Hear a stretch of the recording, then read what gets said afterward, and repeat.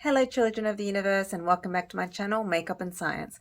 My name is Darky and this is where I usually put makeup on whilst I talk about science. But today I am doing a vlog and it is part of my sort of plastic surgery journey that I am on. So this is actually my week 2 check-in, and if it is your first time here, which I am guessing for most people it is your first time, I had a 360 body lift 2 weeks ago and also a fat transfer to the breast. So yeah, this is my 2-week check-in and I'm just going to go over how I have been over the past 2 weeks and the wound care dressing change that I went to on Monday. So week 2 appointment. That consisted of going back to the surgeon's rooms and one of the nurses did my wound care. So since the surgery, I had a vacuum seal dressing on top and I've been going around with my vacuum pump for 2 weeks and today it's getting removed. And then when I come back from my appointment, I will be updating you with what does the dressings look like, and hopefully I actually get some imagery of what the wound looks like underneath. Now, other than the wounds, what have I been up to? So pain. I haven't really had any pain. I stopped all my pain medication pretty much on day 7. I did have a migraine for a couple of days and the painkillers weren't really helping with that anyway. Now, I do sort of hypothesize that the migraine or tension headache was sort of like brought on as well. So I think it's like a multiple factors, but one of the biggest contributing things I think with like abdominal muscle repair is that when those abdominal muscles are pulled in, they also pull the back muscles forward. So there's a new sort of like anatomical site and the tension on the muscles change. And then I was sort of getting some spasms and knots in my back, and then it sort of radiated up my back and to my head and la la la la. That's all sort of calmed down now and I don't really have any pain anymore. So yeah, week 2, no analgesia at all, which is fantastic. So the abdominal muscles themselves, it's not really hurting. I mean, it's more like I only feel some sort of discomfort close to pain or very mild pain if I cough, sneeze, or laugh violently. Now, that is getting better day by day in unto itself. Like, before it was like a big fear to cough, whereas now it's like I can cough a bit. I am still scared of a sneeze. I haven't sneezed in a few days, thankfully. But yeah, like it's more like it's like a level 1 or 2 pain. I think it's more fear than anything. You don't want to pop a seam. But yeah, the pain, I don't really have any pain. The only time really when I feel sort of more discomfort than anything is like in bed. So like if I'm lying down on my back, so my lower back bum region where my suture site is, that is quite swollen. Like that's where pretty much my liquid is gathering. So it is still a bit uncomfortable to lay on it because obviously that's my lowest point. That's where all my fluids are going and it's a bit puffed up there. So yeah, when I sleep, I'm finally sleeping in my own bed. And yeah, I can lay on my back, but I'm rolling over all the time. So like when I first roll over to my side, it feels a bit uncomfortable, but then it's quite easy to get into a comfortable position and sleep on both of my sides. So that's really good. I'm getting like 4 to 5 hour sleeps now through the night, and then I usually nap a bit during the day. I am trying to reduce my naps so that I do sleep better at nighttime, but yeah, it's fine. I'm doing good in that sense. So with activity, like I said, I'm trying to nap less, so I am trying to get up, be a little bit active. I'm trying to start a little bit of a routine, trying to just like, make my own meals if I can. So what I do is like I bring my walker into the kitchen and I'll sit on it, and I'll do like my chopping and mixing whilst I'm sitting down at the bench. I'm able to walk without the walker now. So if I'm going to do a long distance, like I have gone to the shops a couple of times, I definitely need the walker because I get quite puffed out and I need to sit down. But mostly it really is just staying home as much as I can. If anything, like my husband, he drove us to a restaurant on Saturday, and then like my mum might pick me up and take her to her house and I just rest on the couch. But yeah, for short distances, I can walk without the walker. Otherwise, I use the 4-wheel walker. And the biggest bonus is, you can probably hear if you have watched my other videos, that I am not breathless anymore. I've really built up my stamina. I'm feeling pretty energized. So I'm always, having to remember not to push myself because, I don't want to go backwards in my healing in any way. So without further ado, that's pretty much my second week all round up. Going to go to my appointment and then see you after that. Hi, so it's actually the next day. And the reason that I waited for the next day is because I'm actually going to have to do my own wound dressings for the next 7 days until I see them next week. And I figured I'll show you what the wound looks like underneath and how I do my wound dressing. So yeah, I went to my appointment, took off the vacuum dressings, it was great. I'm still not able to stand up 100% straight, but like if I just put that, you can see I'm still sort of bent a little bit there. But yeah. Still a bit swollen, got a bit of swelling on my back, and I'll get to that in a moment. But anyway, took off the vacuum dressing, gave it a clean, and there's just like one little tiny spot on my back, like literally that big, that is open. So I just need to put some Inadine in there. Otherwise, the rest of the scar is very tight, thin, looks pretty, it's healing well.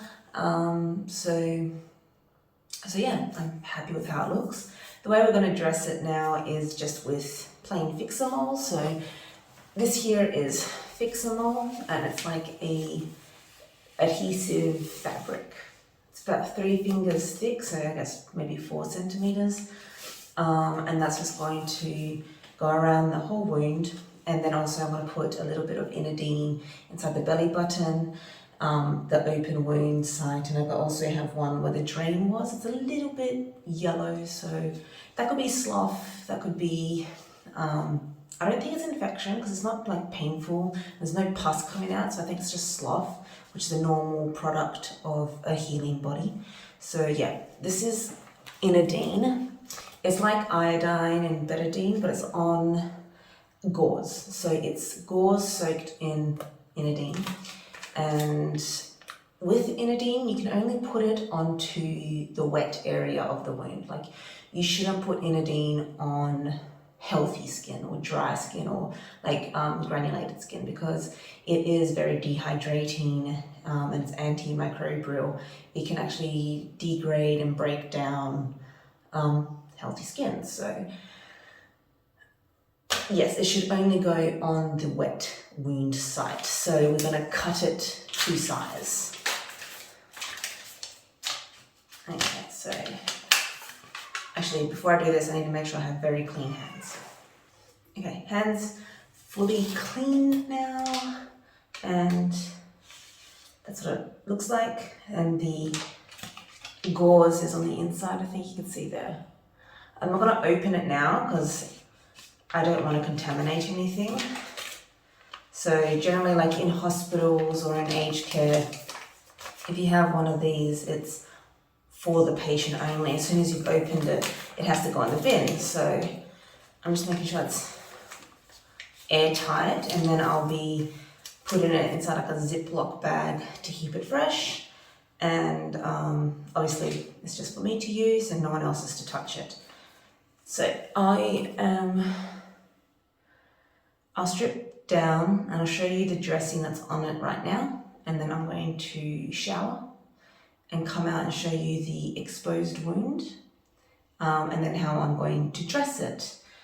Also on top of that, because there is still some swelling on my back specifically, it's a bit bubbled, they pretty much just encouraged walking and massage. Now, I could pay for a professional to give me a fancy massage, but the thing is, I actually have a diploma in beauty therapy, and in my course we learned how to do lymphatic draining. Like, I know how to massage the lymphatic system.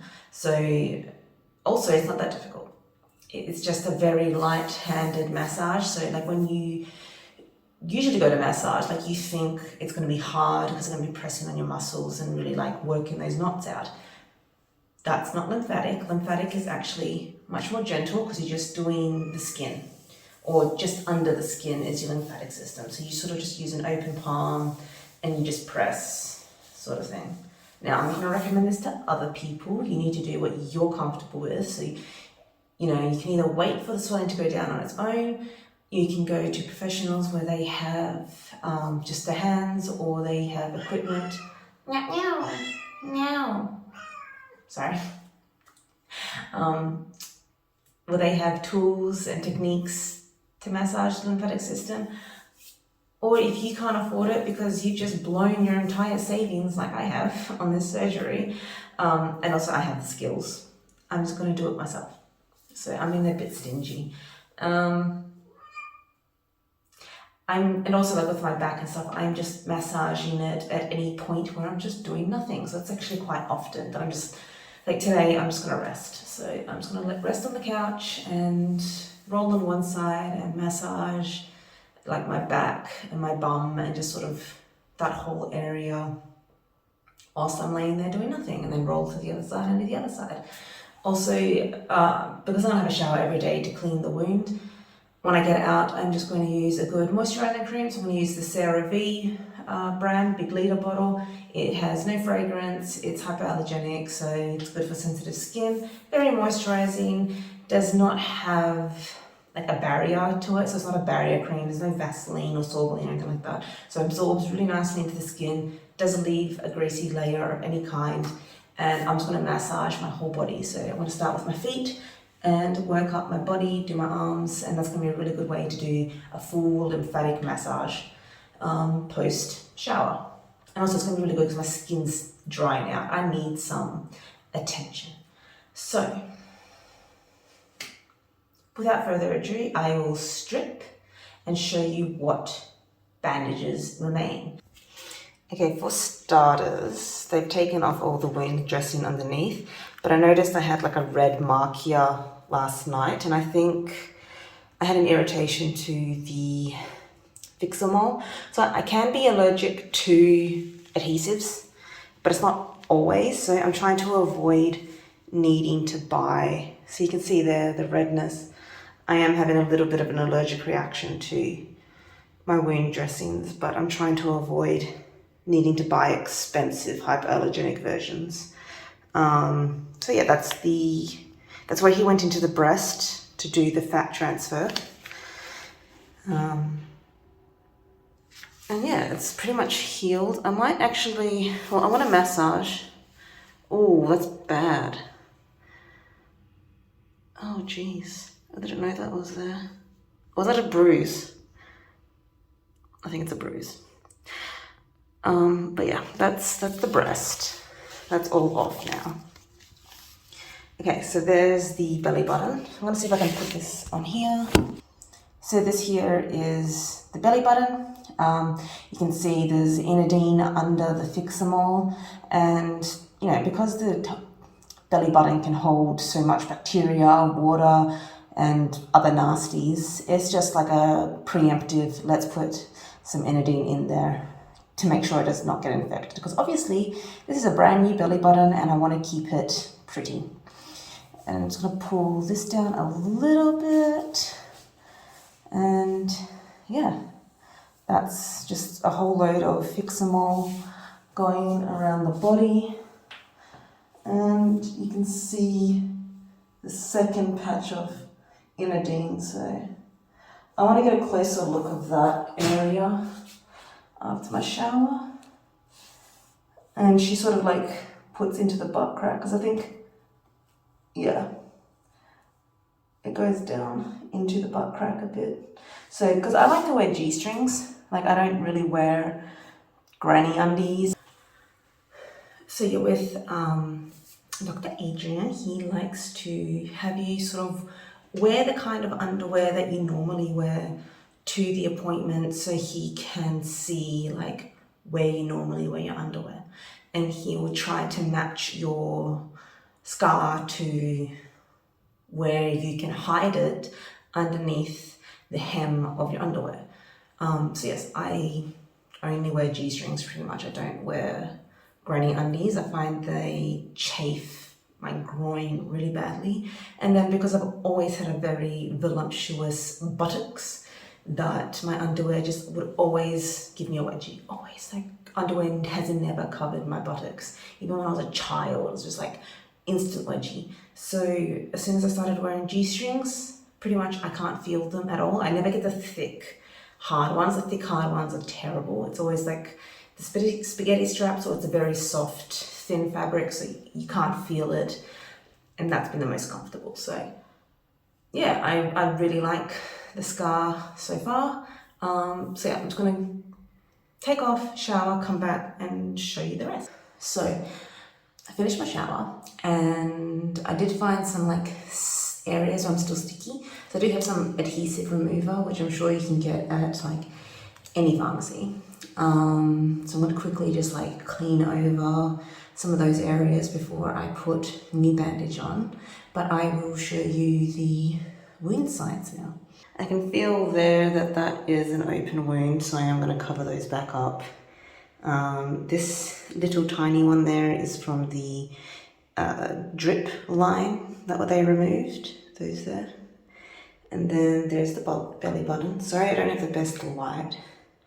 So you can see there's like scabs, blood, whatever in there. So I'm just going to put Inadine so it dries out properly. You can see some blood blisters, which are fine. They will go away on their own as well. And that's the whole way around. And here is where you can see it's a bit more split. So going to put some Inadine there. Okay, so using my trusty nursing scissors, I have cut the Fix-A-Mole to this size for my belly button, and I'm just going to use a small piece of Inadine. So I'm going to open it like that and avoid touching the actual gauze as much as you can. I'm just going to use the tips of my nails to pick this up. So in hospital I'd be using tweezers, not my fingers. And now I'm just going to put this into here.